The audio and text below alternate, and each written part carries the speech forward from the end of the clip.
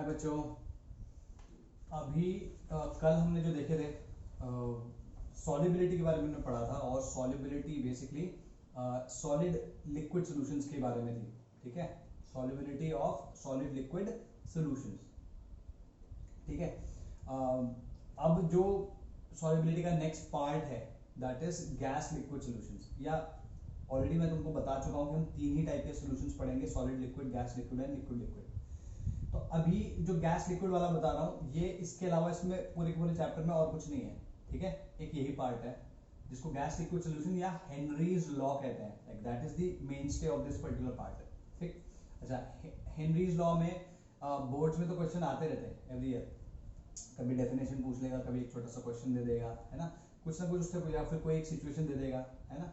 वैसे क्वेश्चन आए हैं कि भाई क्या कहते हैं, ये माउंटेन्स पे या ऑल्टीट्यूड्स पे चीज़ें जल्दी बॉयल क्यों जाती हैं, या फिर जब डाइवर्स नीचे जाते हैं तो उनके you know there is this disease called bench disease, वो क्यों होती है ना।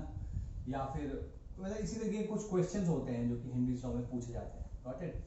नाउ जेई की अगर हम बात करें तो जेई में बहुत ज़्यादा क्वेश्चंस नहीं आए हैं अभी तक। मैंने देखे 3 4 क्वेश्चन आए हैं, उसमें 2 तो सेम ही है और एक क्वेश्चन आया था जो लेटेस्ट आया था वो 2009 में आया था। ठीक है, वो हम करेंगे आज।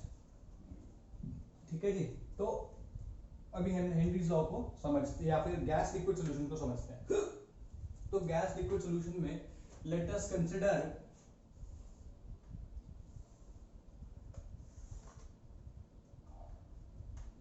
A container of this sort. ठीक है, इस पे हमने क्या किया, एक पिस्टन लगा दिया।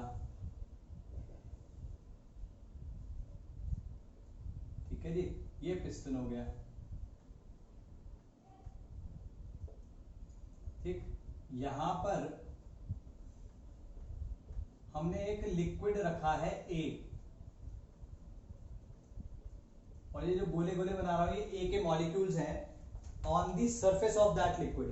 ठीक है, तो मैं इसको इस तरीके से बना सकता हूं कि ये ए है और ए के सरफेस ये हो चुका है, ये है, और ये बल्क है जो मैं डैश डैश करके बना रहा हूं। ठीक, इसके जस्ट ऊपर हमने एक गैस रखी है जिसको कहते हैं हम गैस बी, और यहाँ है लिक्विड ए जिसके छोटे छोटे पार्टिकल्स हैं हमारे पास में।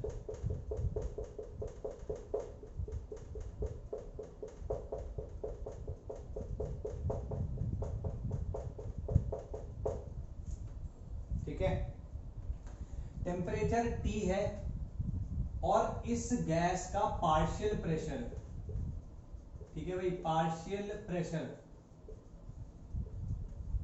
आई एम अज्यूमिंग कि तुम्हें पार्शियल प्रेशर पता होगा। Partial pressure of B is let's say P।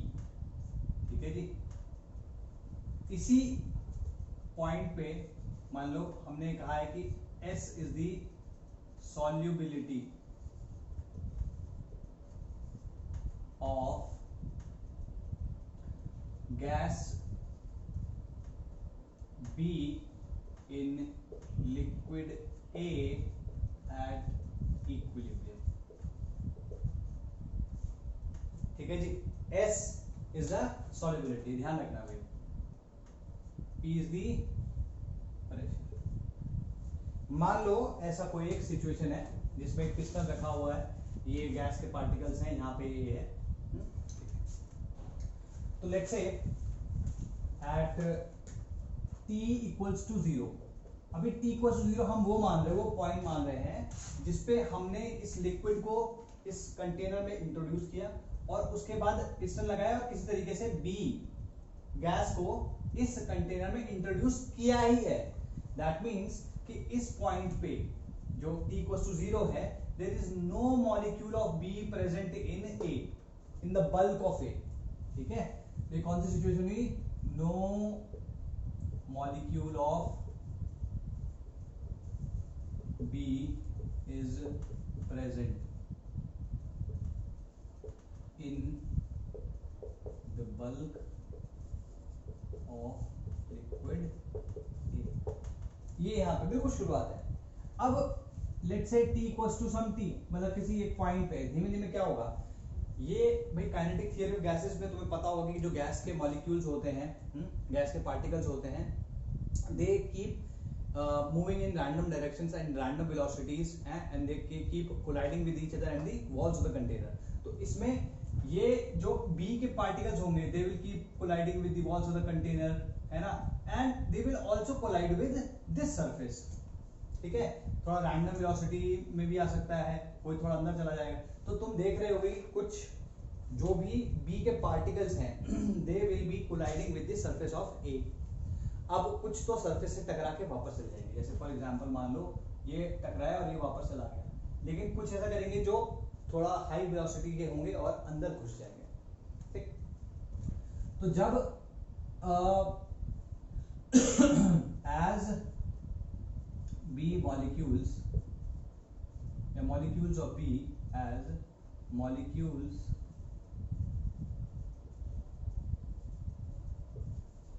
B start penetrating the surface, they start getting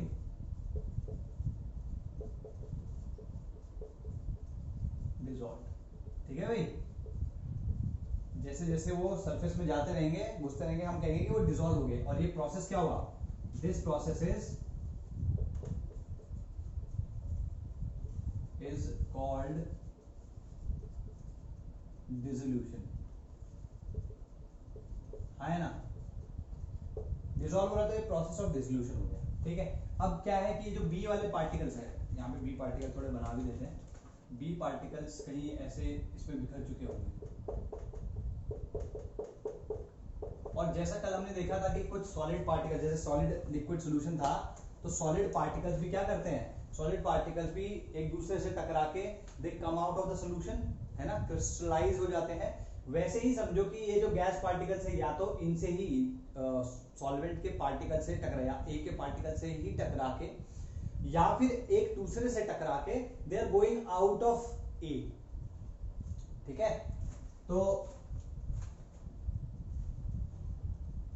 some molecules of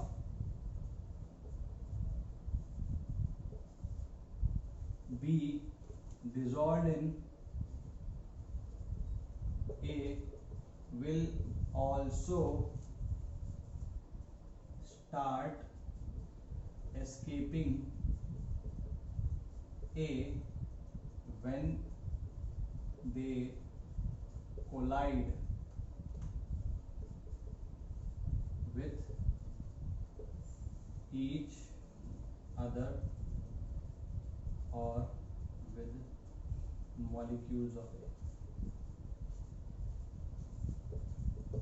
ठीक है, ये क्या प्रोसेस कहलाएगा? दिस प्रोसेस इज, मैं इसको इवेपोरेशन नहीं कहना चाहता क्योंकि इवेपोरेट एक्चुअली में नहीं हो रहा है ना, लेकिन इससे कंफ्यूज ना हो तो मैं इसको एस्केप का नाम दे रहा हूं. इसको तुम क्रिस्टलाइजेशन की तरह भी देख सकते हो, इसको तुम इवेपोरेशन की तरह भी देख सकते हो, लेकिन मैं यहाँ पे इसको नाम दे रहा हूँ, this process is called escape. ठीक है, is called the process of escape लिख सकते हो, एस्केपिंग लिख सकते हो. ठीक है जी, simple idea is basically that it is escaping the liquid phase and it is going into the gaseous phase. ठीक है, so ये opposite process हो गया. Can you see that, मान लो ये प्रोसेस P है और ये प्रोसेस Q है ना, तो process P is in the forward direction and process Q is in the backward direction. ठीक है, both are opposing. ये क्लियर है? ठीक है, इस मोमेंट पे अगर तुम देखोगे rate of process P is greater than rate of process Q, क्योंकि आगे बढ़ने के लिए मतलब B का A में घुलने के लिए काफी सारी जगह है, तो घुलना जो है, डिसोल्यूशन का जो प्रोसेस है वो काफी फास्ट होगा. और जो प्रोसेस ऑफ Q है, जो मतलब वापस जाने वाला प्रोसेस है, क्योंकि Q के जब B के जितने मॉलिक्यूल्स ही नहीं है अभी A के अंदर कि वो बहुत फास्ट स्पीड से बाहर जा सके. जैसे जैसे, ठीक है, ये अभी ये क्लियर हुआ. ठीक, इसी में आगे होगा कि जैसे जैसे जैसे जैसे बी ए के अंदर घुलने लगेगा, है ना, वैसे वैसे ए की कॉन्सेंट्रेशन, सॉरी बी की कॉन्सेंट्रेशन ए में बढ़ती चली जाएगी। ये क्लियर है? मैं साथ साथ लिखता भी चला जाता हूँ इसको, ठीक है। इसको मैं भी इसी में लिख रहा हूँ। With time the amount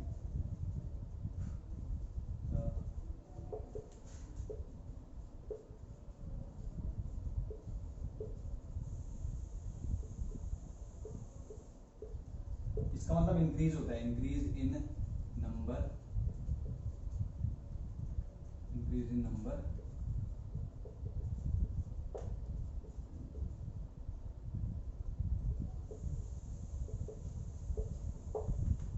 clear है? ठीक है, that is the concentration B increases inside A. ये क्लियर होना चाहिए भाई।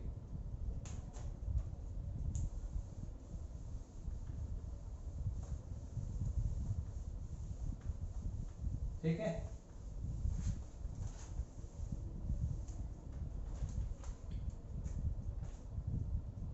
This will increase.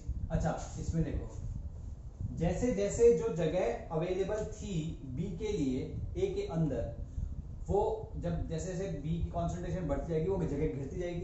इसका मतलब वो जगह अभी कम रह गई है।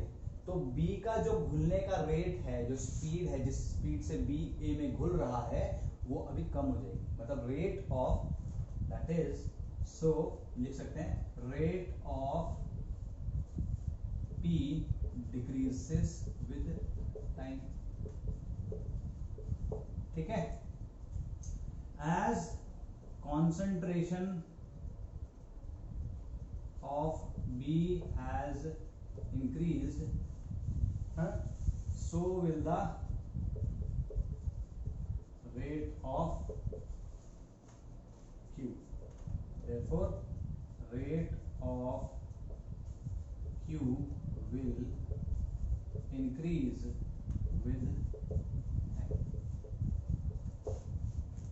ठीक है, इतना क्लियर है?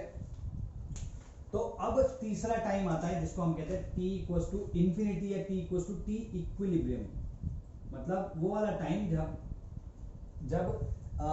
ये दोनों प्रोसेसेस के बीच में इक्विलिब्रियम स्टैब्लिश हो चुका है ना, स्टैब्लिश हो चुका है। So at some point of time t equilibrium, both the rates of P and Q become equal. ठीक है, at this point an equilibrium is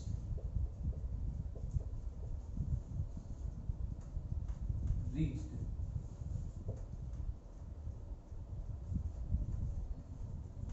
ठीक है, ये हो गया। अभी मैं इसको मिटा रहा हूं, ऊपर वाले को, इनफैक्ट यहां से भी मिटा ही सकते हैं अभी। ठीक है, तो एट इक्विलिब्रियम क्या होगा? At equilibrium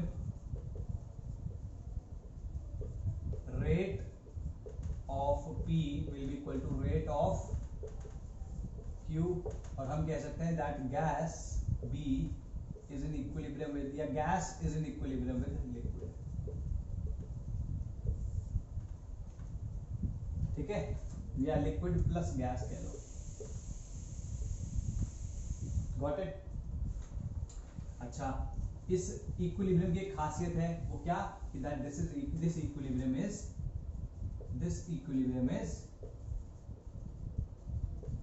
dynamic equilibrium.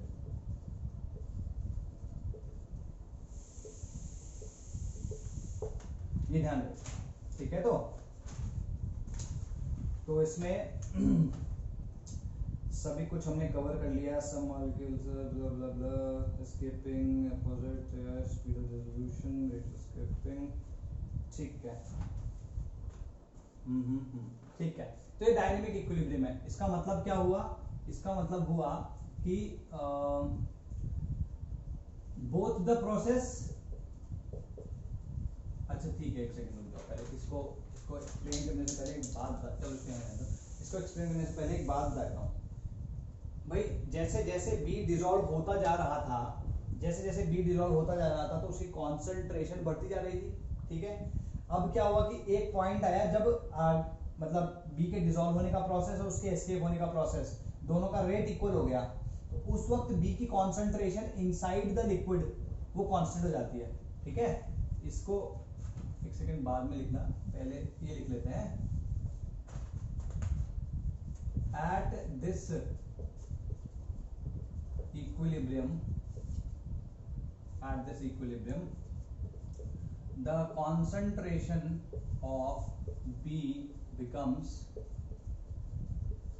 constant, clear है? ठीक, it is the maximum concentration of B in A at temperature T, ठीक है जी। Are we clear? The concentration of B becomes constant in the, अब क्योंकि वो इंक्रीज कर रही थी और इंक्रीज करते करते एक पॉइंट पे जाकर रुक गई तो वो मैक्सिमम होगी, ठीक है। It is the maximum concentration of be in A at temperature T, ठीक है। That means therefore that concentration can be called, क्या कह सकते हैं उसको, कॉन्सेंट्रेशन को, that concentration can be called solubility. Solubility की डेफिनेशन ये थी ना,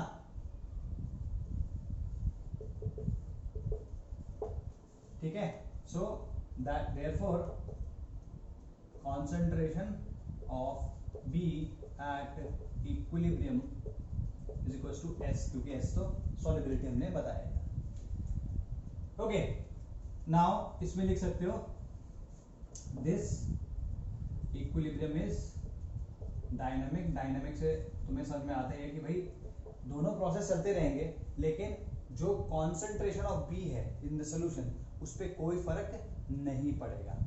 आर वी क्लियर? उस पर कोई फर्क नहीं पड़ेगा, ठीक है जी। ओके, सो या ठीक, ये तो तुम्हारा सो this is one part of this thing. इसमें तुम ये कह सकते हो कि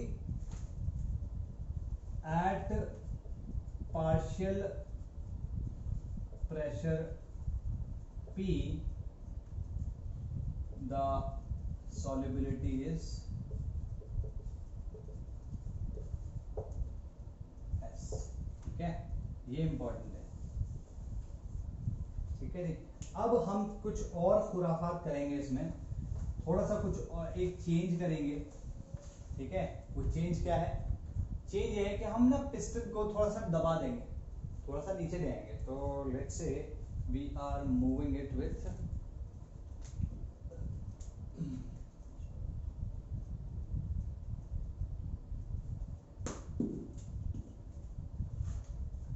लेट्स से हमने इसको थोड़ा नीचे लिया है, ठीक है, बी इधर है। तो सेम सिचुएशन थी, सेम टेम्परेचर पे हमने रखा हुआ था और फिर हमने क्या किया, इसका सेम टेम्परेचर पे रखते हुए हमने इसको पिस्टन को दबा दिया। तो इससे हुआ क्या?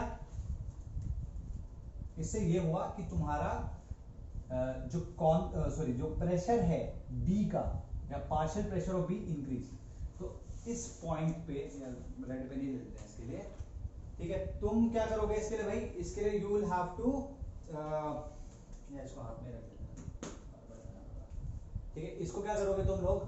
What you will do is basically you will make another diagram of this of the same pen, ठीक है।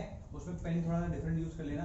ये क्या होगा? ये जो तुम्हारा पिस्टन है, ठीक है जी, ये पिस्टन सॉरी नीचे आ चुका है। तो अभी प्रेशर जो है वो P डैश है इस कंडीशन में, जब हम पिस्टन को नीचे लेके आ चुके हैं। और कंसिडर करो कि इस सिचुएशन में जो सॉल्युबिलिटी है वो एस डैश है,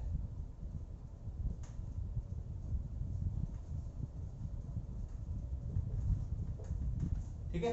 just consider this for the time, got it, ठीक है। तो हम सिचुएशन को चेंज कर रहे हैं, तो लिख लेते हैं पूरा का पूरा।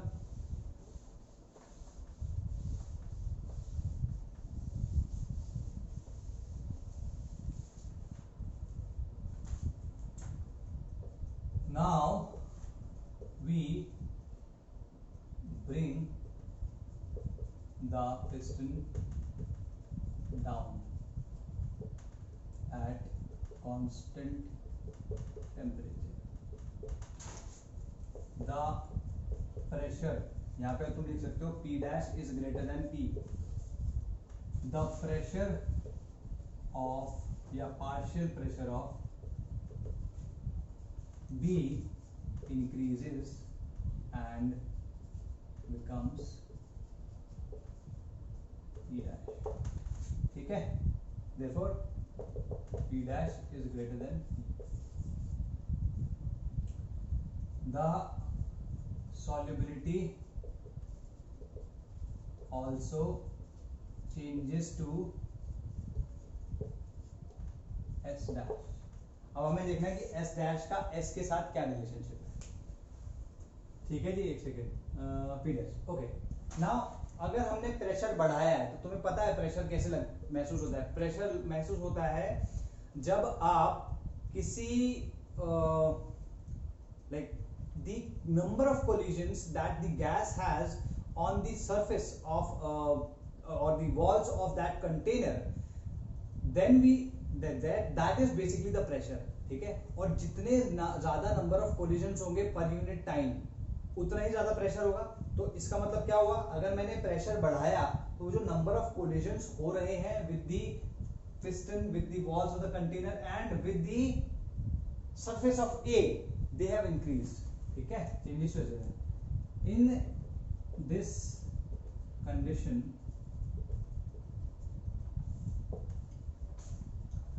the number या frequency of collisions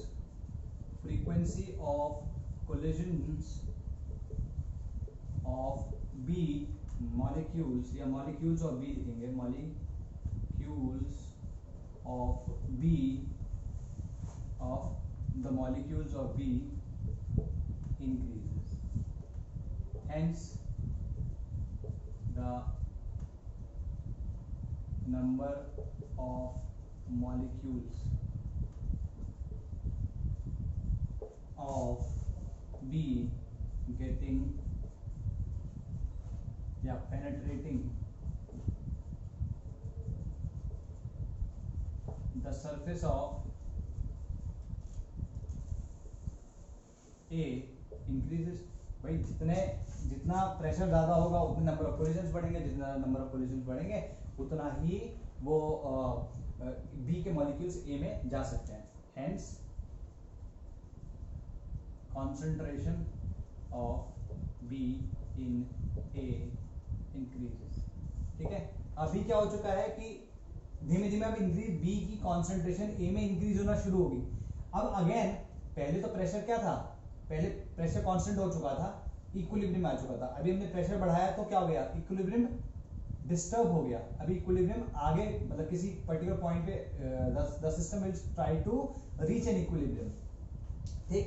जब वो इक्विलिब्रियम पे रीच होगा उस वक्त जो कंसंट्रेशन होगी B की इन A, that is S dash, ठीक है। Since the system is now not at equilibrium, it will try to reach that, उसको रीच करने की कोशिश करेगा at that। इसमें भी क्या होगा, B की कॉन्सेंट्रेशन बढ़ रही है ना, और process rate of process of Q, sorry rate of process of P वो धीमे धीमे कम हो रहा था, और rate of process of Q वो धीमे धीमे बढ़ रहा था। इक्विलिब्रियम आएगा तो B की जो कॉन्सेंट्रेशन होगी उस पॉइंट पे मैक्सिमम होगी, मतलब इक्विलिब्रियम पे। At that point the concentration of B will be maximum. ठीक है, therefore S dash is the, मैं थोड़ा सा कट शॉर्ट कर रहा हूँ क्योंकि मैं ये पूरा लिखता कि भाई मैक्सिमम होगी तो इस वजह से वो तो सॉलिबिलिटी की डेफिनेशन है, ये सब चीजें ले लिखो सिंपल यार. S dash is the solubility of B in this situation. तो यहां से तुम देख रहे हो that S dash is greater than S. Can you see this or not? ये तो दिख ही रहा है ना तुमको कि S dash is greater than S. ठीक है जी. गैस का हम देख चुके हैं, रेजोल्यूशन एंड एस्केप. ठीक है. doesn't change with time, maximum concentration. ठीक है जी. तो इससे क्या कंक्लूजन ड्रॉ कर सकते हो? You can draw the conclusion that, इसको मैं मिटा दूं. You can draw the conclusion that as you increase या इंक्रीजिंग दी, ये इंपॉर्टेंट है भाई, increasing the partial pressure of a gas above a liquid will increase the solubility of that gas in that liquid at a constant temperature. ये clear है? हम क्या कह सकते हैं इसमें? P is directly proportional to S. P जैसे बढ़ेगा वैसे वैसे S बढ़ेगा, तो P is directly proportional to S. ठीक है. तो इंपीरिकली हमने इसको प्रूव किया है. मैंने कोई तुम्हें थियोरेटिकल कोई मैथमेटिकल कोई प्रूफ नहीं दिया है ना. मैंने थियोरेटिकली इसको जो हमारे पास एविडेंसेस हैं, जो इंपीरिकल एविडेंसेस हैं, वो हमने उससे प्रूव किया है. ठीक है. P is directly proportional to S. ठीक है. तो ये तुम्हारा एक्चुअली में this is what your the Henry's law is. ठीक है जी. This is what Henry's law is. इसको लिख सकते हैं ऐसे, solubility of a gas is directly. ठीक है. अब मैं हेनरीज लॉ का स्टेटमेंट लिख रहा हूं. ये तुम्हें याद रखना है क्योंकि this is the same statement which you might have to write in your board exams. ठीक. Is solubility of a gas is directly proportional to the partial pressure of that gas above the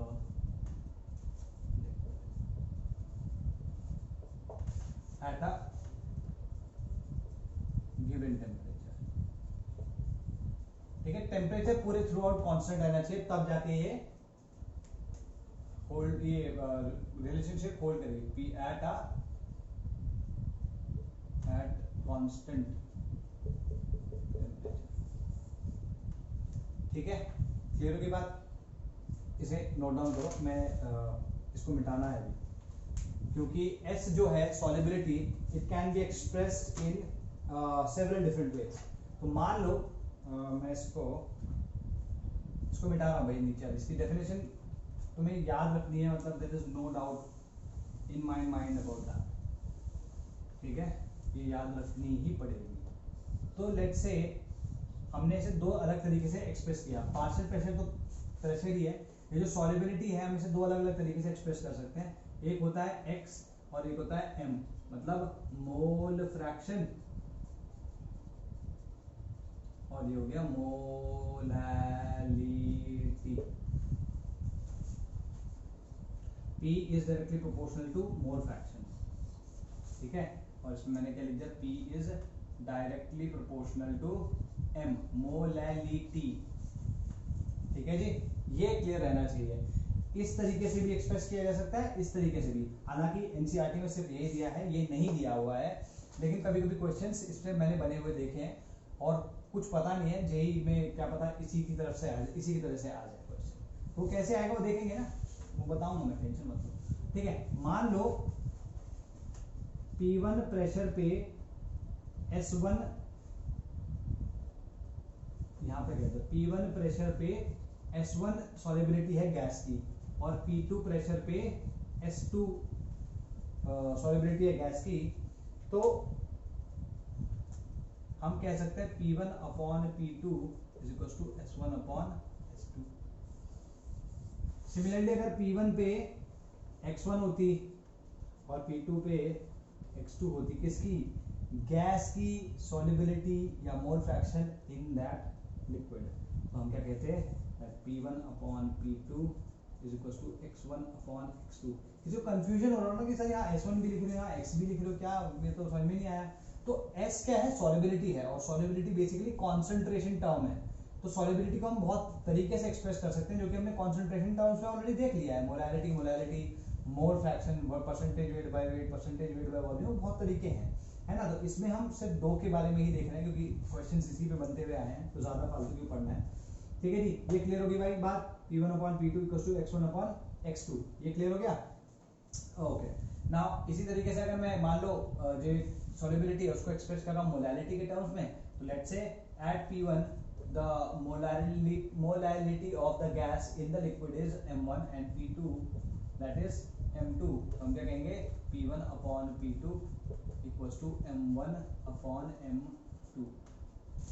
ठीक है, तो this is what you will have to, ये clear हुआ, इसको note down कर लो। ठीक है जी, okay, so this is done now. ठीक है, एक और टर्म हम डिफाइन करेंगे which is called Henry's law, not Henry's law, Henry's law constant. भाई इसमें कांस्टेंट ऑफ प्रोपोर्शनैलिटी तो लगेगा, तभी तो हम जाके इसको एक्सप्रेस कर पाएंगे ढंग से। ठीक है, तो मैं उसी की बात कर रहा हूं, उस प्रोपोर्शनैलिटी कांस्टेंट की।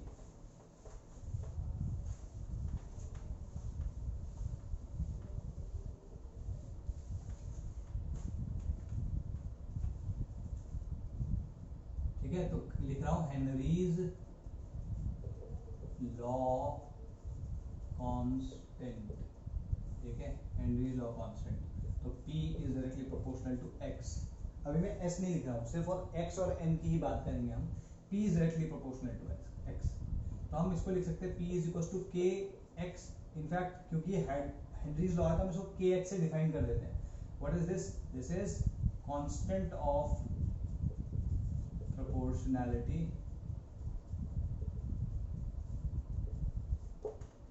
ठीक है, कांस्टेंट ऑफ प्रोपोर्शनैलिटी और कॉल्ड हेनरीज लॉ कांस्टेंट। ठीक है जी, इसकी यूनिट क्या होगी, unit will be bar, atmosphere या पास्कल्स। ठीक है भाई, सेम ही तो होगी, जैसे मोल फ्रैक्शन दिया है, मोल फ्रैक्शन दिया है ना, तो मोल फ्रैक्शन की तो यूनिट नहीं होती, मोल अपॉन मोल होगा, यूनिट नहीं होगी तो प्रेशर, इधर भी डायमेंशनल एनालिसिस याद होगा, इधर प्रेशर तो इधर भी प्रेशर होनी पड़ेगी, तो प्रेशर की या तो बार हो सकती है, एटमॉस्फेयर हो सकती है, पास्कल्स हो सकती है, या मे बी और भी, बट मैं तो जस्ट बताने के लिए यहाँ पे कर रहा हूँ। ठीक है जी, okay, now this same thing, this can be expressed like this as well. ऐसे करके भी मैंने एक्सप्रेस किया हुआ देखा है। Instead of multiplying the constant of proportionality with x mole fraction, sometimes the constant of proportionality is multiplied by with p the pressure. ठीक है, इसको भी हम हेनरीज लॉ कांस्टेंट कहेंगे। तुम कहोगे सर हेनरीज लॉ कांस्टेंट दोनों के दोनों कैसे हो सकते हैं? हो सकते हैं भाई, हो सकते हैं। सेम ही चीज को हमने क्या किया है भाई, अगर तुम इसको और इसको कंपेयर करना चाहो तो k dash is equal to k वो 1/kh आ रहा नहीं आ रहा है, या kh is equal to 1/k dash आ रहा है ना। तो बस यू क्या करना है, इसी की वैल्यू का अगर मैं रेसिप्रोकल ले लूं तो ये आ जाएगा, और इसकी यूनिट्स का जो रेसिप्रोकल हो जाएगा वो यहाँ आ जाएगा। क्लियर है ना, कुछ है ही नहीं। Pressure is directly proportional to X, इसमें भी है, बस प्रोपोर्शनलिटी कांस्टेंट हमने यहाँ ये लगा दिया। ठीक है, तो यूनिट क्या होगी इसकी, unit of K dash H bar inverse, bar capital लिख रहा हूँ मैं, स्मॉल बार आएगा। ठीक है, एटमॉस्फेयर इनवर्स या pascal inverse. Are we clear? इस तरीके से भी, तो मान लो हमें कहीं क्वेश्चन दिया है और उसने के की जो वैल्यू दी है, ही सेड कि भाई 10⁻⁵ या सॉरी 10⁵ पर पास्कल। अभी अगर पास्कल में दी होती तो हम ये वाला फॉर्मूला यूज करते, लेकिन जब उसने पर पास्कल बोल दिया तो क्लिक करना चाहिए कि यार ये नहीं होगी, मतलब ये वाला फॉर्मूला नहीं लगेगा, ये वाला फॉर्मूला। ठीक है, क्वेश्चन भी कराता हूँ, मैं देखता हूँ हमारे पास कोई क्वेश्चन नहीं तो बनाना पड़ेगा। ठीक है, इसमें मोर फ्रैक्शन। ओके ओके, तो इसमें क्वेश्चन कर लेते हैं पहले, let's do that question first. ठीक है, लेट्स से पार्शियल प्रेशर जो आया है दैट इज 0.5 या 1.5 बार। ठीक है, 1.5 बार। ठीक, अच्छा, और के दिया जो है हमको, हमें नहीं पता कौन सा वाला है, उसने कह दिया दिस इज 10⁵ बार इनवर्स। तो वो कह रहा है कि x निकालो या मोल फ्रैक्शन निकालो। तो मोल फ्रैक्शन अभी क्योंकि यहाँ बार इनवर्स है तो we will use this formula instead of that formula. तो यहाँ पे क्या कह सकते हैं हम, P इंटू के एच या K dash H equals to X. X को क्या लिख सकते हैं, 1.5 इंटू 10⁻⁵, एक मिनट मैंने कुछ गलती करी है, okay it has to be -5 not. ठीक है जी, तो यहाँ पे 1.5 बार आएगा इंटू, और ये कितना आएगा 10⁻⁵ बार इनवर्स। तो बार से बार कट जाएगा, ये कितना आएगा 1.5 इंटू 10⁻⁵ इसका मोल फ्रैक्शन जो है वो इतना आ जाएगा। ठीक है, आर वी क्लियर? तो we need to look at the unit. इसी में अगर मान लो वी वुड हैव देख सेम चीज को मैंने P directly proportional to x की जगह, ये नोट कर लेना भाई, अगर इसकी जगह मैंने नोट कराया होता या यूज किया होता x की जगह m,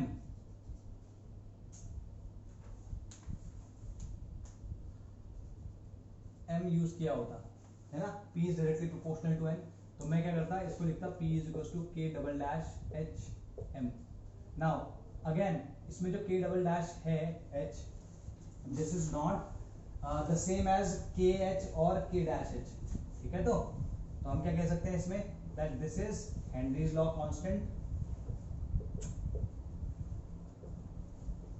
ठीक है, और इसकी जो यूनिट होगी, इसकी यूनिट होगी यूनिट पास्कल पर मोलल। मैं अभी पास्कल्स में ले रहा हूं, पास्कल की जगह तुम बार ले सकते हो, एटमॉस्फेयर ले सकते हो, मोलल या फिर पास्कल केजी पर मोल। ठीक है, मोलल का मतलब क्या होता है, मोल पर केजी, और मोल पर केजी डिनोमिनेटर में तो केजी पर मोल हो जाएगा।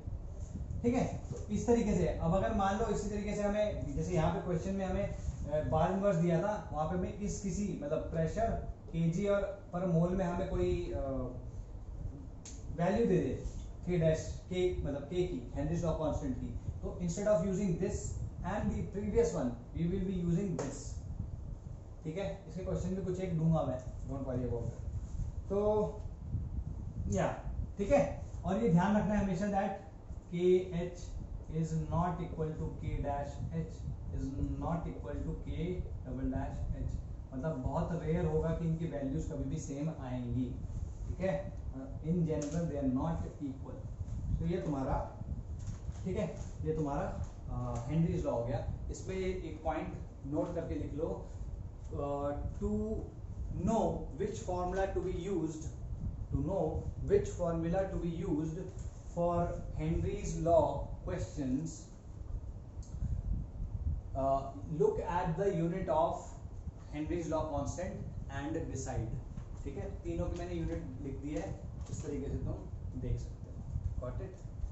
यहाँ पे पास्कल केजी पर मोल को हम इस तरीके से लिख सकते हैं कि प्रेशर पर मोलल, जेनेरिक लिख रहा हूँ. यहाँ पे प्रेशर किसी भी यूनिट में हो सकता है, pascal, bar, mmHg, torr, whatever it is. ठीक है, और यहाँ पे मोलल आ जाएगा.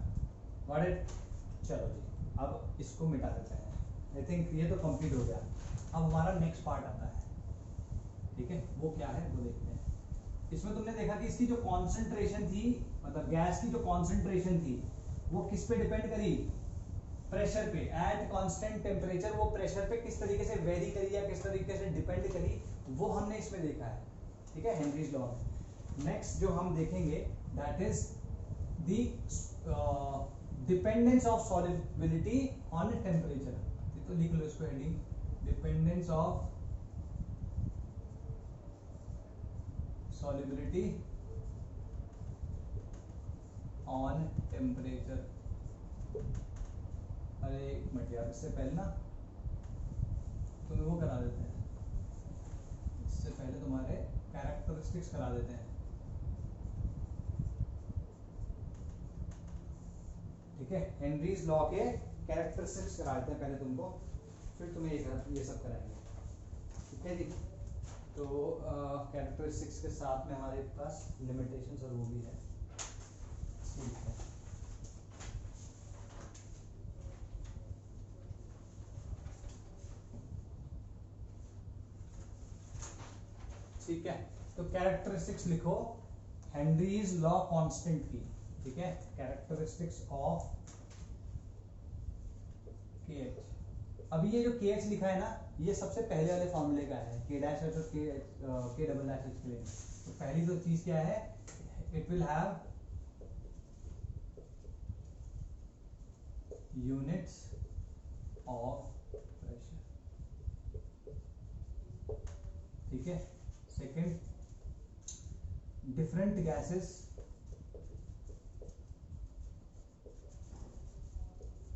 हैव डिफरेंट या लिख लेते पूरा यार, different KH values at same temperature. ठीक है, मतलब KH वैल्यू जो है वो गैस डिपेंडेंट है.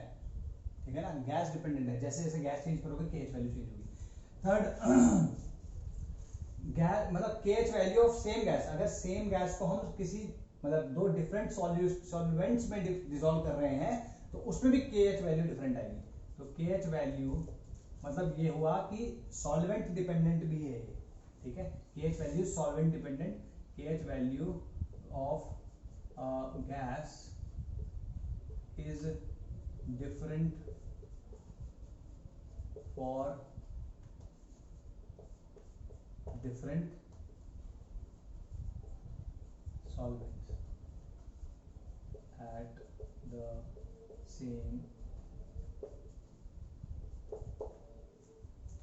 सिंपल. ठीक है. फोर्थ पॉइंट वैसे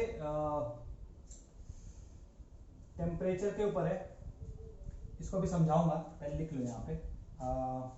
value of KH increases with temperature. Value of KH increases with temperature. ये लिख लेना, at constant pressure. अभी जब मैं टेम्परेचर के साथ वेरिएशन बताऊंगा तब इसे एक्सप्लेन कर दूंगा. ठीक है. तो और last one is higher the value of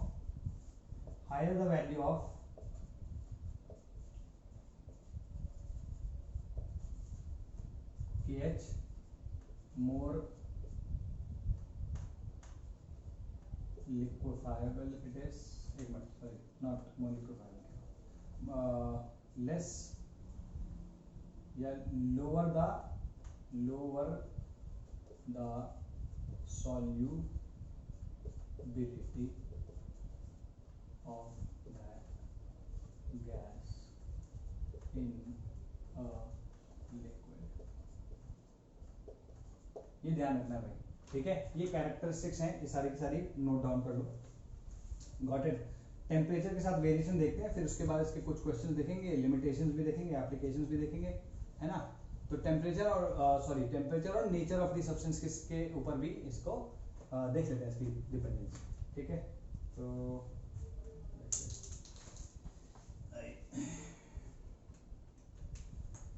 ठीक है, एक सेकेंड।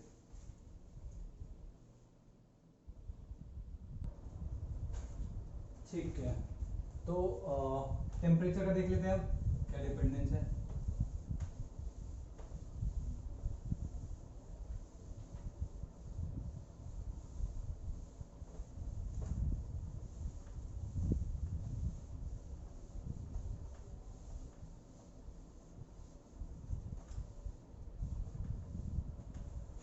ठीक है, तो देखो variation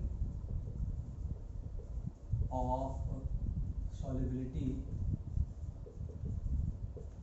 of a gas with temperature and constant at constant pressure। ठीक है जी, ये देखा है। तो इसको यहीं पे फिर से let's get back to this.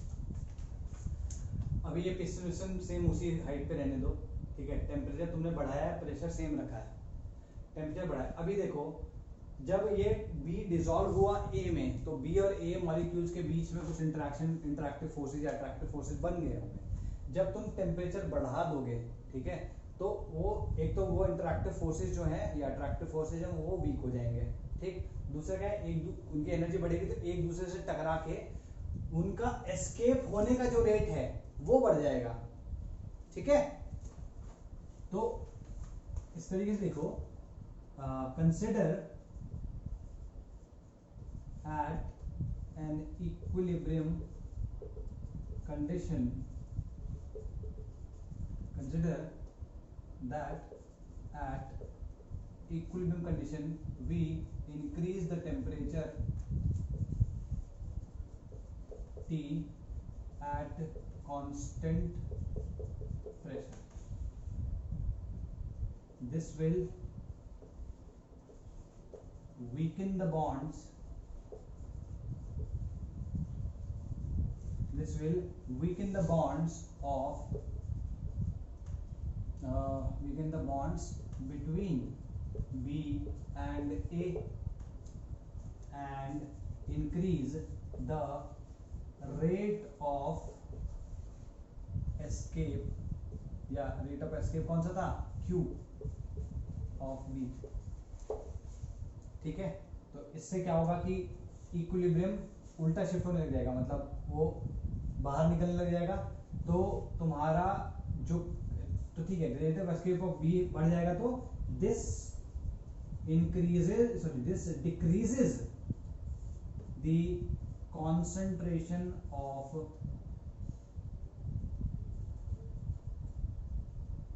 B in A, this decreases the concentration of B in A, hence solubility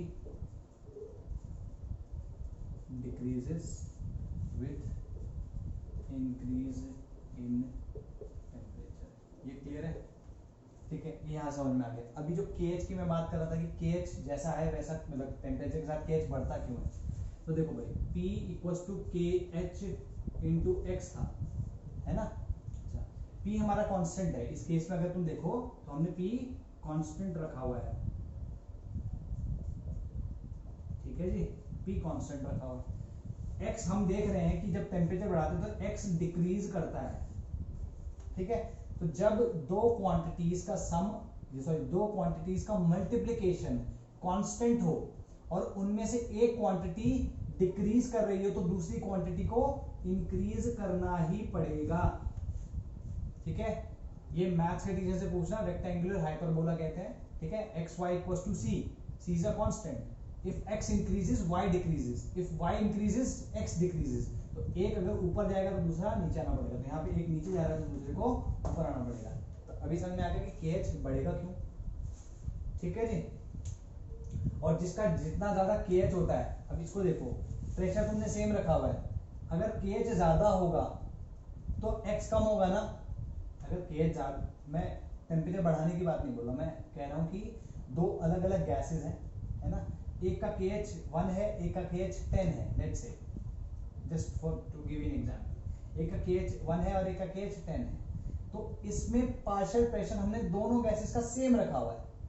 जिसका KH 10 है, सॉरी 1 है, उसकी सॉल्युबिलिटी, या यूं समझो, उसको कर ही लेते हैं, ठीक है। मान लो प्रेशर हमने सेम रखा हुआ है दो गैसेस का, एक का जो KH है वो KH है और दूसरे का KH क्या है, 10 KH, ऐसे समझ लो। इसकी X1 है और ये X2 समझ लो, ठीक है। तो क्योंकि ये दोनों इक्वल है, दोनों को डिवाइड करोगे तो क्या आएगा, 1 equal to KH upon X1, sorry KH into और 10 KH इंटू X2। तो अगर तुम देखोगे तो X2 will, sorry X1 will be equal to 10 X2, मतलब X2, सॉरी X1 जो फर्स्ट कंडीशन में था वो X2 से 10 टाइम्स है, that means X1 is greater than X2। तो जब KH जितना ज्यादा होगा गैस उतनी ही कम सॉल्युबल होगी, ठीक है। ये प्रूव करता है, KH इसका ज्यादा था तो सॉल्युबिलिटी इसकी कम थी, KH इसका कम था तो इसकी सॉल्युबिलिटी ज्यादा थी, यू कैन सी दैट, ठीक है। तो ये तुम्हारा टेम्परेचर का असर हुआ, ठीक है। तो इसको तुम किसी भी तरीके से समझो, जैसे अब अगर तुमको प्रैक्टिकली समझना है तो मैं एग्जांपल देता हूँ। जो तुम्हारी कोल्ड ड्रिंक की बोतल होती है, कोल्ड ड्रिंक जब भी पीने जाते हो तो ठंडा ही तो बोलते हैं ना, वो ठंडा, मतलब कोका कोला करके ऐड भी बनाया था भाई आमिर खान ने, तो उसमें उसने क्या कहा कि भाई ठंडा कोल्ड ड्रिंक दो। ठंडा कोल्ड ड्रिंक क्यों मांगा होगा उसने, इसलिए मांगा होगा क्योंकि देखो कोल्ड ड्रिंक में कुछ स्वीटनेस होते हैं, कुछ मिठास होती है उसमें, और उसमें CO2 डिसॉल्व होती है, उसकी वजह से तुम्हारी जीभ में जो सेंसेशन या चिरमिरी सी होती है वो होती है, ठीक है। तो जब ठंडी होगी तो तुम्हारा वो गैस की कॉन्सेंट्रेशन ज्यादा होगी, तो जो सेंसेशन होगी तुम्हारी जीभ पे, तुम्हारे मुंह के अंदर, वो ज्यादा होगी, ठीक है। तो ये उस चीज को दर्शाता है कि टेम्परेचर अगर कम रखेंगे तो तुम्हारी concentration of that gas in that liquid will be high। अब वही चीज अगर मान लो तुमने थोड़ी देर खुली रख दी या गर्म कर दी, कभी कोई गर्म करके तो कोल्ड ड्रिंक नहीं पीता ना भाई, तो क्यों नहीं पीता, अगर गर्म करेंगे तो वो जो CO2 डिसॉल्व है it will go out, it will escape, तो उसमें जो सेंसेशन है, जो सोफा उसका मजा है, वो खत्म हो जाएगा, ठीक है जी, गॉट इट, ओके। एक और एग्जांपल लेते हैं, जैसे मान लो ये मग में मैंने पानी रखा हुआ है, ठीक है। अभी पानी, इसके ऊपर मैंने कुछ ढक्कन या कुछ भी ऐसी चीज रख दी, ठीक है। तो क्या, अच्छा, तो इसके अंदर कुछ एयर ट्रैप हो जाएगी, उस एयर में CO2 भी है तो CO2 ट्रैप हो जाएगी। क्या मुझे CO2 क्या मुझे थोड़ी देर ऐसे रखने पे कोल्ड ड्रिंक मिल जाएगा क्या, नहीं मिलेगा, क्यों, क्योंकि CO2 तो है लेकिन उसका पार्शियल प्रेशर बहुत ही लो है, क्योंकि उसका पार्शियल प्रेशर बहुत ही लो है। अगर पार्शियल प्रेशर लो रहेगा तो उस गैस की कॉन्सेंट्रेशन लिक्विड में लो रहेगी, ठीक है। इस वजह से मुझे कोल्ड ड्रिंक नहीं मिलेगी इस तरीके से। तो अगर मैं एक लाइन में कहना चाहूं कि प्रेशर और टेम्परेचर के बारे में क्या उनका क्या असर होता है on the solubility of that gas, तो क्या कह सकते हैं, that solubility of a gas is higher, मैं बोलूंगा, लिखूंगा नहीं इस बात को, the constant solubility of a gas is higher at lower temperature and high pressure, ये ध्यान रखना है, ठीक है भाई। ये एक लाइन लिखनी है, so we can always say that solubility of a gas is high, solubility of a gas is high at lower temperature and higher pressure, ठीक है। तो ये सारा कुछ हो चुका है, एक मिनट, सभी कुछ हो गया ना इसमें, कांस्टेंट ब्ला ब्ला ब्ला, तो ये चीज लिख देते हैं यार हम लोगों के परयूजल के लिए, ठीक है। इस तरीके से लिख रहा हूँ इसको मैं, solubility is high at low temperature high pressure. ये इस तरीके से याद हो सके तो याद कर लेना भाई, ठीक है। अब आगे की बात कर लेते हैं थोड़ी सी।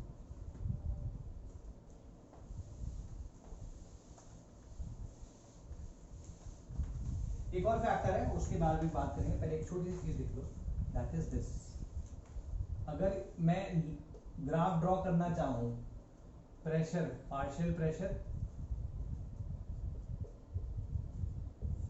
और मोल फ्रैक्शन ले लो, सॉल्युबिलिटी भी ले सकते हो, मैं मोल फ्रैक्शन ले रहा हूं, जैसे करते सॉल्युबिलिटी ले, ताकि तुमको कोई कंफ्यूजन ना हो।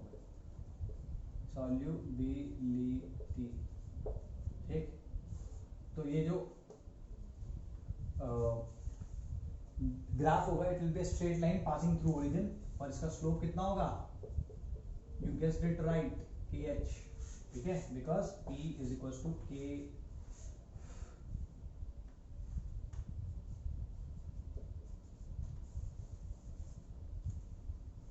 Are we clear,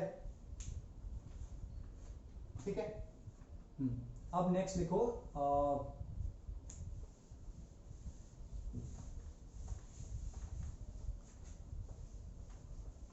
dependence of solubility, dependence of solubility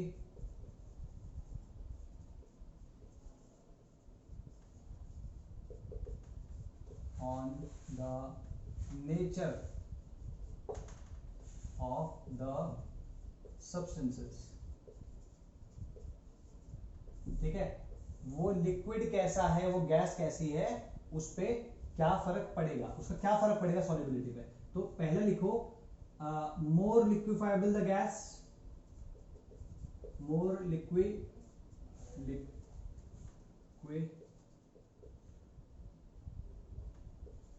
liquefiable the gas, more will be its solubility, ठीक है। तो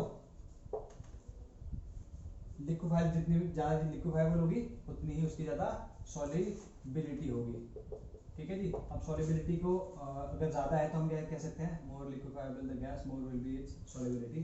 तो अगर ए याद होगा, वैन डर वाल्स कांस्टेंट ए और बी याद है, ए अगर ज्यादा है, ठीक है, जैसे CO2 का, N2 का, है ना, और ठीक है, ये गैसेस होगी एक्सेट्रा, इनका, या SO2, ठीक,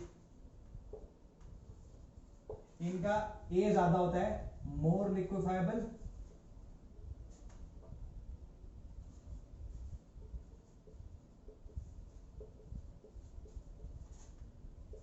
मोर या हायर सॉल्युबिलिटी,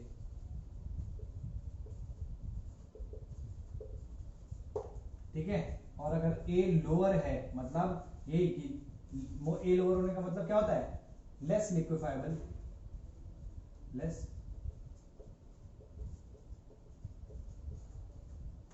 H2 He, ठीक है, lower solubility,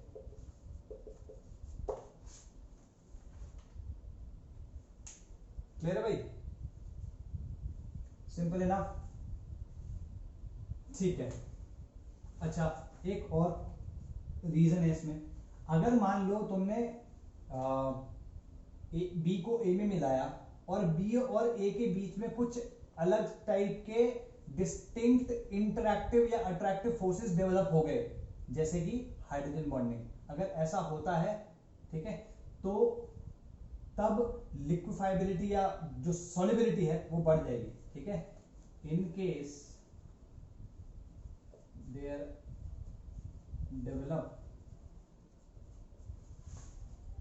develops a stronger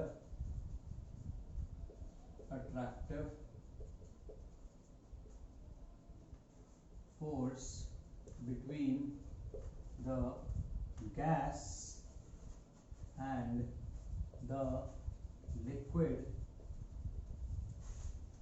force between the gas and the liquid, the more higher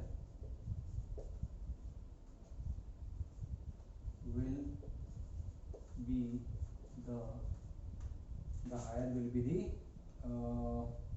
solubility. ठीक है, तो this is the whole thing. ठीक है जी, तो कैरेक्टरिस्टिक्स हो चुकी हैं यहाँ पे हमारी complete. Nature of gases, nature of material हो गया. ठीक है, कुछ क्वेश्चंस देख लेते हैं अभी, फिर लिमिटेशंस और एप्लीकेशंस देखेंगे.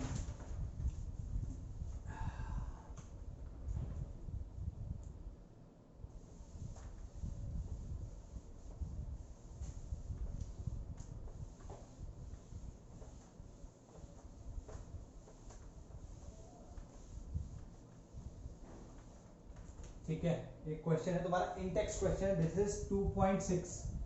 ठीक है, 2.6. मैं जो तुम्हारा असाइनमेंट होगा उसमें नॉर्मल क्वेश्चंस तो होंगे ही, उसमें साथ में कुछ इंटेक्स, कुछ एक्सरसाइजेस और जे या बोर्ड में जो क्वेश्चंस आए हैं वो होंगे. ठीक है, तो ओके. तो ये क्या कह रहा है कि H2S is a toxic gas, is used for qualitative analysis. Solubility, H2S की solubility in water at STP. ठीक है, सॉल्युबिलिटी कितनी बोल रहा है? 0.195 m बोल रहा है ये. ठीक है, देखो मोलालिटी में आ गया ये.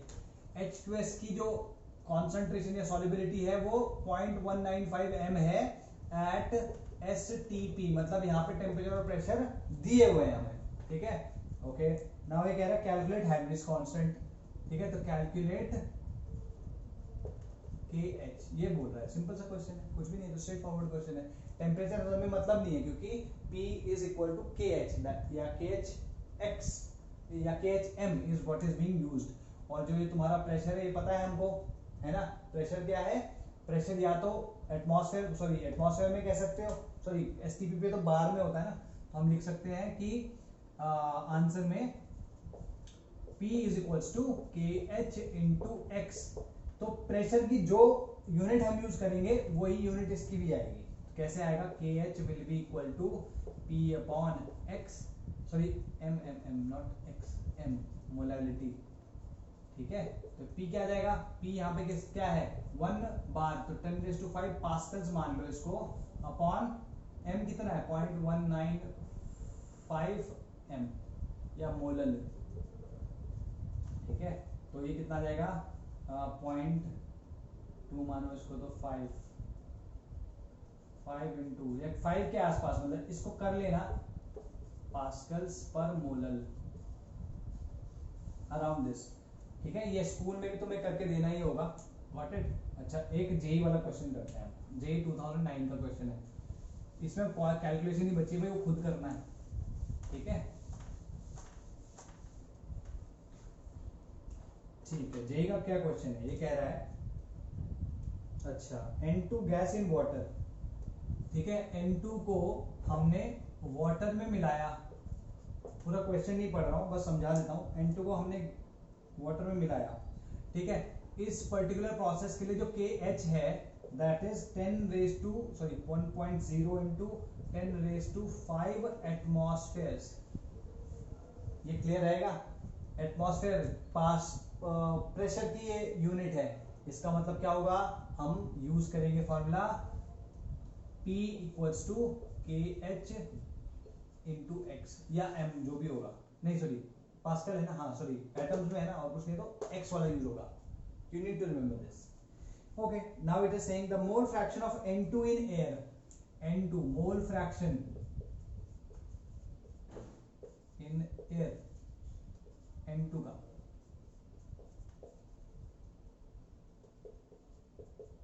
मोल fraction of N2 in air is 0.8. ठीक है, अच्छा. Number of moles of N2 from air dissolved in 10 mole of water. तो ठीक है, पहले इसने क्या पूछा उससे पहले एक चीज बताते हैं, इस पर डिस्कस करते हैं. देखो भाई, तुम्हें पता है कि जो एयर का काइंड ऑफ उसमें एयर में जो कॉन्स्टिट्यूएंट्स होते हैं उनकी परसेंटेज हम कैसे डिसाइड करते हैं, सबको पता होगा कैसे डिसाइड करते हैं परसेंटेज। परसेंटेज हम कहते हैं दैट 80% 78% नाइट्रोजन है और 21% ऑक्सीजन है। तो for better calculations we say that 80% is nitrogen and 20% is oxygen. ठीक है, तो वही चीज उन्होंने कही कि 0.8। अब ये मोल फ्रैक्शन और वॉल्यूम का क्या फंडा हो गया भाई, देखो अगर मैं कहता हूं नाइट्रोजन जो है वो 80% है बाय वॉल्यूम, ये ध्यान रखना जब भी वो दिया होगा ऑलवेज बाय वॉल्यूम दिया होगा, हमेशा ध्यान रखना 80% अगर दिया होगा तो हमेशा बाय वॉल्यूम दिया होगा, 20% बाय वॉल्यूम। हालांकि तुम पूछ सकते हो कि सर ये CO2 और ये सब, मैं कह रहा हूँ फॉर सिंपल कैलकुलेशंस कभी कभी हम ऐसे एज्यूम कर लेते हैं, क्वेश्चन में भी ऐसे दिया होता है कभी कभी। तो अगर ये बाय वॉल्यूम दिया है, ठीक है, तो लेट्स से कि 100 ml है, तो 100 ml में 80 ml क्या हो जाएंगे, और STP पे मानो, STP पे मैंने 100 ml लिए एयर के, उसमें 80 ml N2 निकला और 20 ml क्या निकला, O2, सॉरी यहाँ तो N2 निकला, ये O2 निकला। अब अगर मेरे को इसके मोल्स कैलकुलेट करने तो मैं क्या करूंगा, इसको 22700 से डिवाइड कर दूंगा, क्या आएगा 80/22700। ठीक है, यहाँ पे भी ml आएगा और यहाँ पे भी ml आएगा, तो कितना आ जाएगा मोल्स में, ये कुछ एक पर्टिकुलर मोल्स आ जाएंगे। ठीक है, और ये आ जाएगा 20/22700, कितने मोल्स इसके आ जाएंगे, है ना। तो अगर मैं मोल फ्रैक्शन निकालना चाहूँ तो XN2 क्या आएगा, 80/22700 अपॉन 20/22700 प्लस 80 प्लस 20/22700। अगर तुम ध्यान से देखो तो इसको मैं डिवाइड मतलब इन दोनों को ऐड किया जा सकता है क्योंकि इनके डिनोमिनेटर सेम है। तो कितना आ जाएगा 80 + 20 100/22700 क्या आ जाएगा 80/22700 अपॉन 100/22700। ये से ये कर दिया तो ये कितना आएगा 0.8। तो तुम देख रहे हो कि अगर मैंने 80% बोला तो वो 0.8 आ रहा है। सेम वे अगर मैं XO2 कैलकुलेट करूंगा तो वो 0.2 आएगा, करके देख लेना चाहिए। ठीक है जी, ओके, इसको मिटा दिया मैंने, बाकी तुम इसको पॉज करके नोट डाउन कर ही सकते हो। ठीक, अच्छा अब यहाँ पे क्या कह रहा है कि अच्छा N2 का मोल फ्रैक्शन कह रहा है कि इतना होता है, ठीक है ना। अच्छा इसमें क्या और क्या बोला है इसने, number of moles of N2, अच्छा मोल्स ऑफ H2O जो दिए हैं they are 10 moles, they are 10 moles. ठीक है जी, अच्छा और ठीक है, और टेम्परेचर दिया है 298 kelvin and pressure is 5 atm 5 एटमॉस्फेयर्स। ठीक है, तो पूछा क्या है इसने, number of moles of N2 from air, number जो पूछा है that is number of moles of N2 dissolved. ठीक है, number of moles of N2 dissolved, ये ध्यान रखना, ये ध्यान रखना इस चीज को, एक एक करके एक एक स्टेप चलते हैं। पहली बात उसने जब एटमॉस्फेयर बोल दिया तो हमें क्लियर है कि यहाँ पे जो भी यूज हुआ है फॉर्मूला वो ये यूज होगा, नथिंग। प्रेशर उसने दिया है हमको 5 atm है ना, लेकिन ये 5 atm एयर का प्रेशर है। ठीक है, तो तुमने जो ये पढ़ा है यहाँ पर हेनरीज लॉ, ये तुमने पढ़ा है कि उस गैस का जो पार्शियल प्रेशर होगा उसकी सॉल्युबिलिटी उसके पार्शियल प्रेशर पे डिपेंड करेगी। तो P यहाँ पे N2 का है और X भी यहाँ पे N2 का ही आएगा, और जो KH दिया है वो भी N2 का है। तो हमें पहले प्रेशर ऑफ N2 कैलकुलेट करना पड़ेगा। यहाँ पे तो हमें प्रेशर ऑफ एयर दिया है, ठीक है, तो अगर मेरे को प्रेशर ऑफ N2 कैलकुलेट करना पड़ेगा तो उसको इक्वल टू क्या करना पड़ेगा, मोल फ्रैक्शन x N2, ये इसको लिख लेता हूं, मोल fraction of N2 in air. ठीक है, ये ध्यान रखना, यहाँ पर जो मोल फ्रैक्शन लिखा है और जो यहाँ पे मैं लिख रहा हूँ दे आर डिफरेंट। ये मोल फ्रैक्शन है N2 का एयर में, ये मोल फ्रैक्शन है N2 गैस का वाटर में। ये क्लियर रहेगा? ठीक है, मोल fraction of N2 in air into total pressure, ये तुम्हारे डाल्टन्स लॉ से आ जाता है। ठीक है, अगर किसी को ना पता हो तो कृपा करके गूगल भैया का सहारा लें। ठीक है, और Dalton's law of partial pressure पढ़ें तो क्या आएगा, 0.8 इंटू 5 इक्वल्स टू 4 एटमॉस्फेयर। ये क्लियर हो गई भाई बात? ये आगे कैसे आया, ये समझ में आ गया? अच्छा जी, अब इसका मतलब हमारे पास Pn2 तो आगे थी, KH उसने दे दिया है, अब हम Xn2 निकाल सकते हैं। तो Xn2 क्या आएगा, Xn2 will be equals to Pn2 upon KH N2, कितना आएगा ये, 4 एटमॉस्फेयर अपॉन ये कितना है KH 1.0 into 10 raise to 5 atmosphere. तो एटमॉस्फेयर से एटमॉस्फेयर गया और ये आ जाएगा 4 इंटू 10 रेज टू -5। अगर तुम ध्यान से देखो, ठीक है, इनफैक्ट उसमें जो 4 ऑप्शन दिए, 4 ऑप्शन मेरे पास हैं, यस 4 ऑप्शन जो दिए हैं उसमें ये दिया है कि A is 4 into 10 raise to -4, B is 4 into 10 raise to -5, C is 5 into 10 raise to -4 और D is 4 into 10 raise to -6। ठीक है, तो ये वाला ऑप्शन भी है, कुछ लोग इसको लगा देंगे, है ना, क्यों, क्योंकि आ चुका है। लेकिन ये मोल फ्रैक्शन है, उसने पूछा क्या है, नंबर ऑफ मोल्स, उसने मोल फ्रैक्शन नहीं पूछा है, उसने पूछा है नंबर ऑफ मोल्स इन 10 और number of moles of N2 dissolved in 10 moles of water, ये उसने पूछा है। यहाँ पे क्या है, एक बार से ध्यान से देखो, ये बहुत छोटी वैल्यू है, बहुत ही छोटी वैल्यू है। तो अगर मैं लिखना चाहूँ तो 4 इंटू 10 रेज टू -5 को ऐसे लिख सकता हूँ ना, N2 मतलब number of moles of N2 और number of moles of H2O। भाई यूजुअली क्या होता है, mole fraction N2 upon NN2 plus NH2O लिखता मैं, क्योंकि ये बहुत छोटी वैल्यू है तो हम उसको इग्नोर कर सकते हैं। ठीक है, ये हम देख चुके हैं ऑलरेडी। तो हम इसको क्या लिखेंगे, हमें चाहिए ये, लेकिन हमारे पास हमारे पास ये दिया हुआ है, तो हम क्या लिख सकते हैं इसको, NN2 is equal to 4 into 10 raise to -5 into 10, क्योंकि 10 है ना मोल इसके, कितना आएगा answer, 4 into 10 raise to -4 this moles,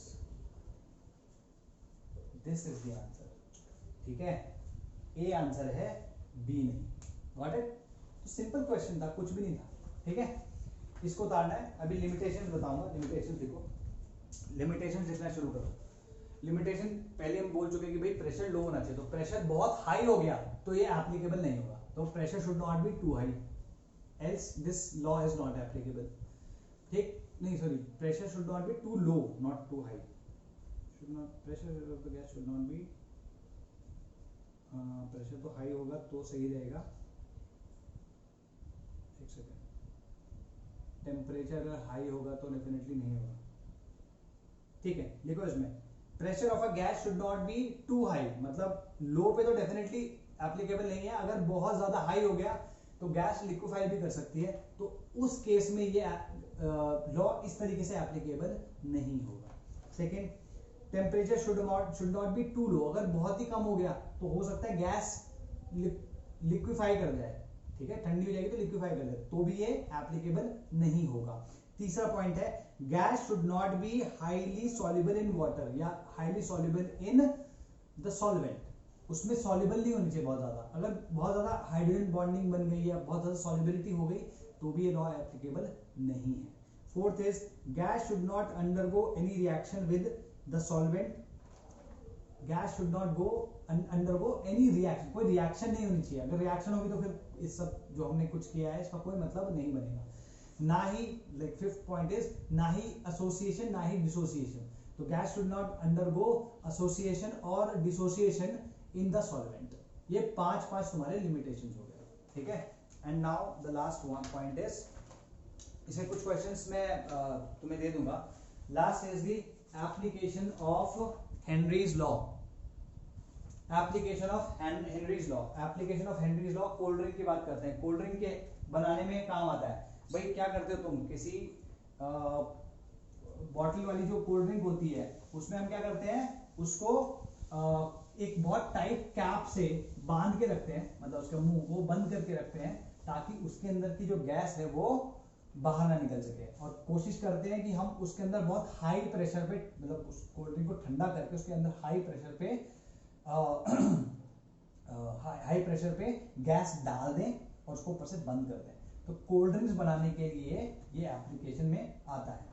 दूसरा, aquatic life are comfortable in cold water. ये क्वेश्चन आया हुआ है, इसमें टाइम मतलब ईयर नहीं लिखा मैंने, तो ये क्वेश्चन आया हुआ है कि एक्वेटिक लाइफ क्यों ज्यादा कंफर्टेबल होती है। देखो, जैसे जैसे टेम्परेचर तुम बढ़ाओगे तो गैस का, किसी भी गैस का वाटर में जो डिसोल्यूशन है, जो सॉल्युबिलिटी है वो कम होगी।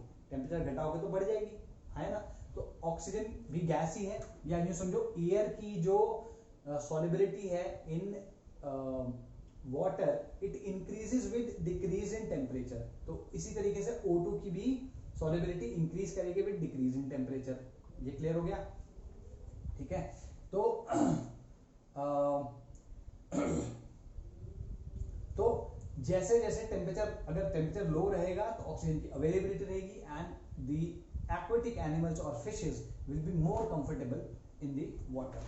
Fourth one is at high altitudes people suffer from anoxia. Anoxia कहते हैं, anoxia मतलब ऑक्सीजन की कमी, ठीक है। anoxia is ऑक्सीजन की कमी, ये ध्यान रखना। तो anoxia के why do they undergo या why do they feel suffer from anoxia? क्योंकि देखो, जैसे जैसे तुम ऊपर जाओगे, है ना, ऊपर जाते जाते partial pressure of air decrease करता है। हमेशा हम बोलते हैं ना, जो भी प्रेशर की बात बोल रहे हैं, 1 atmosphere that is at the sea level. लेकिन मान लो तुम पहाड़ों में चले जाओ या हिमालय में चले जाओ, उधर चले जाओ, तो वहां पे क्या होगा, तुम्हारा ऑक्सीजन की कमी रहती है, ठीक है। ऑक्सीजन की अगर कमी रहेगी तो ऑक्सीजन की कमी कैसे रहती है, तुम्हारा एयर का प्रेशर कम है तो उसका जो डिसोल्यूशन है तुम्हारे ब्लड में वो कम रहेगा, और ऑक्सीजन एयर में होती है तो इसका मतलब ऑक्सीजन का जो डिसोल्यूशन है ब्लड में वो कम रहेगा। अगर डिसोल्यूशन कम है तो availability of oxygen for the consumption of body वो भी कम हो जाएगी, ठीक है। तो ब्रेन को जितना ऑक्सीजन की जरूरत होती है टू फंक्शन प्रॉपरली उतनी मिलती नहीं है, ठीक है, उतनी मिलती नहीं है। तो होता क्या है कि ब्रेन की जो एक्टिविटी है वो थोड़ी सी कम हो जाती है, ठीक है। इसको कुछ लोग इस तरीके से बोलते हैं कि भाई जैसे पहाड़ के लोग काफी सिंपल होते हैं, दे डू नॉट लाइक, वो किसी को चीट करने का, किसी के साथ धोखा करने की सोचते नहीं, क्योंकि डेफिनेटली इतना फालतू सोचने के लिए ज्यादा ऑक्सीजन की जरूरत होगी ना दिमाग को, ठीक है। उतनी ऑक्सीजन नहीं तो लोग फालतू भी नहीं सोचते, ठीक है। They chill about their life, got it. Last one is oxygen cylinder, जो डीप सी में डाइवर्स होते हैं। इससे पहले इसको पढ़ देते हैं, लिख लो इसको। Oxygen cylinder used in deep sea diving contain O2 mixed with He and not pure oxygen और एयर। क्यों होता है ऐसा, देखो, अगर प्योर ऑक्सीजन होती है, एयर होता, तो क्या हो रहा होता, जैसे जैसे वो नीचे जाता तो उसका जो उसकी बॉडी जो है वो हायर प्रेशर में, भाई नीचे जाओगे तो पानी का प्रेशर भी तो बढ़ेगा, तो body will come under higher pressure. That means उसके ब्लड के अंदर जो एयर का या O2 का डिसोल्यूशन है वो बढ़ जाएगा, मतलब सॉल्युबिलिटी ऑफ एयर और oxygen inside the blood will increase, ठीक है। तो क्या होगा, जरूरत से ज्यादा ऑक्सीजन डिसॉल्व हो जाएगी, गॉट इट। नाउ अब वापस जब आ रहा होगा तो जिस स्पीड से वापस नीचे गया उसी स्पीड से आने की कोशिश भी करेगा, क्योंकि भाई उसने बहुत नीचे गया हुआ है, जल्दी से आने की कोशिश भी करेगा।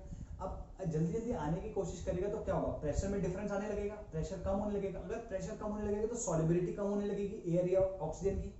अगर सॉल्युबिलिटी कम होने लगी तो क्या होगा, ब्लड में से ऑक्सीजन या नाइट्रोजन जो भी है वो बबल करने लगेगा, ठीक है, वो बबल करने लगेगा। अब बबल करने का मतलब क्या होगा, जो तुम्हारी वेन्स है या आर्टरीज है उसमें तो सिर्फ ब्लड ही चल सकता है, लेकिन अगर मान लो उसमें से एयर भी निकलने लगी है, गैस निकलने लगी, तो क्या होगा, वो वेन्स फट सकती है कि नहीं, ठीक है। या फिर ऐसा हो सकता है कि वो जो एयर है that gets accumulated in your joints, ठीक है। इसको बेंड्स कहते हैं इस बीमारी को।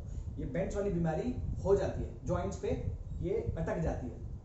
क्योंकि ये जॉइंट्स पे अटक जाएगी तो क्या होगा, जॉइंट में बहुत तेज पेन होगा। कभी कभी ऐसा होता है कि आदमी अपने आप अपने हाथ पैर चला भी नहीं पाता, तो वो डूब के मर जाता है या फिर पेन से ही मर जाता है, ठीक है। तो these are some of the applications of Henry's law and I think it was pretty very simple concept। जितना बेसिक्स में और जितना डेप्थ में या विड्थ में मैं ले सकता था मैंने लिया। अभी इसमें कुछ क्वेश्चंस है जो कि मैं तुम्हें स्क्रीन करूंगा। Got it? चलो बाय बाय, टेक केयर।